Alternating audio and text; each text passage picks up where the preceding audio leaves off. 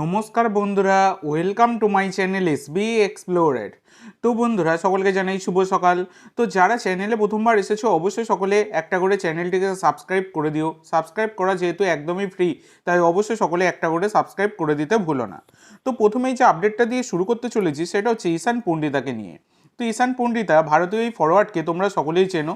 তো এই ঈশান পণ্ডিতা এবার কিন্তু সই করলেন কেরালা সুপার লিগের ক্লাব মালাপ্পুরম এফসিতে। তো সেখানে কিন্তু তার ডিল ডান হয়ে গেছে এবং নাম ঘোষণাও হয়ে গেছে। তো আমরা ভেবেছিলাম হয়তো আইএসএলে বা আই লিগে কখনো আমরা তাকে দেখতে পাবো, কিন্তু এবারে তিনি কেরালা সুপার লিগের ক্লাবে সই করলেন। তো এর পরবর্তী যে আপডেটটা তোমাদের সাথে শেয়ার করব সেটা হচ্ছে মোহামেডান এসসিকে নিয়ে। তো মোহামেডান এসসি তারা কিন্তু ট্রান্সফার ব্যান ছিল, তোমরা সকলেই জানো। তো অবশেষে তাদের কিন্তু ট্রান্সফার ব্যান উঠে গেল ফিফা থেকে, মানে সমস্ত প্লেয়ারদের পয়সা তারা কিন্তু মিটিয়ে দিয়েছে, তাদের কিন্তু ট্রান্সফার ব্যান লিফট হয়ে গেল। এটা অবশ্যই কিন্তু মোহামেডান এসসির সমর্থকদের জন্য বড়ই সুখবর, সেটা বলাই যায়। এর পরের যে আপডেটটা তোমাদেরকে দেবো সেটা হচ্ছে জেরার্ড জারাগোজাকে নিয়ে। তো জেরার্ড জারাগোজাকে তোমরা সকলেই চেনো, বেঙ্গালুরু এফসির হেড কোচ এই জেরার্ড জারাগোজা তিনি কিন্তু এবার বেঙ্গালুরু এফসির দায়িত্ব ছাড়লেন। তো ব্যাপারটা হচ্ছে আইএসএলের এই যে আনসার্টেন বিষয়টা চলছে, অনিশ্চয়তার বিষয়টা চলছে, এইটা নিয়েই তিনি কিন্তু ছেড়ে দিলেন বেঙ্গালুরু এফসি। এবং শুধু তিনি নয়, পুরো সাপোর্ট স্টাফ যারা ছিলেন, মানে জেরার্ড জারাগোজার সাথে যারা এসেছিলেন সবাই কিন্তু দল ছাড়লেন। তো আপাতত বেঙ্গালুরু এফসির দায়িত্ব সামলাবেন কিন্তু ইন্টারিম কোচ হিসাবে রেনেরি সিং।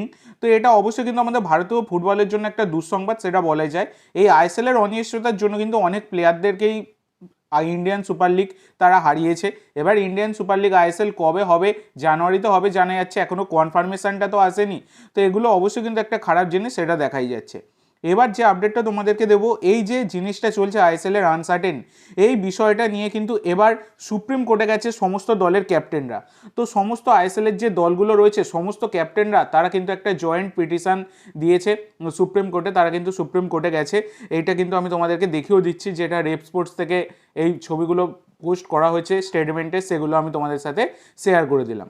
এর পরবর্তী যে আপডেটটা তোমাদের সাথে শেয়ার করব সেটা হচ্ছে আনোয়ার আলীকে নিয়ে। তো আনোয়ার আলীর সাথে মোহনবাগানের যে বিষয়টা, মানে মোহনবাগানের সাথে চুক্তি থাকা সত্ত্বেও মাঝপথে তিনি মোহনবাগানের সাথে চুক্তি ভেঙে যোগ দেন তিনি ইস্ট বেঙ্গলে। এবার সেটা নিয়ে কত রকম ঝামেলা চলছে তোমরা সবই জানো, নতুন নয় এগুলো, তো এগুলো নিয়ে আর কিছু বলারও নেই। কিন্তু এই যে বিষয়টা পিএসসিতে এই কেসটা চলছে, এআইএফএফ এর পিএসসিতে প্লেয়ার স্ট্যাটাস কমিটিতে, কিন্তু এখনও অবধি এই কেসের কোনো রকম নিষ্পত্তি আসেনি।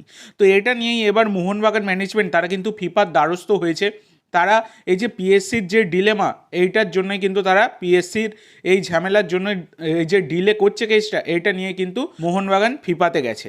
তো এবার দেখার বিষয় এটা পরবর্তীকালে কি আপডেট আসে এই আনোয়ার আলীর কেসটা নিয়ে। তো পরবর্তীকালে যে কোনো আপডেট এলে আমি অবশ্যই তোমাদের সাথে শেয়ার করে দেবো। তো আজকের জন্য এইটুকু বন্ধুরা, ভিডিওটি ভালো লাগলে অবশ্যই লাইক করো, শেয়ার করো। আমার চ্যানেলে প্রথমবার এসে থাকলে চ্যানেলটি সাবস্ক্রাইব করো, আর কমেন্ট করে জানাও ভিডিওটি কেমন লাগলো।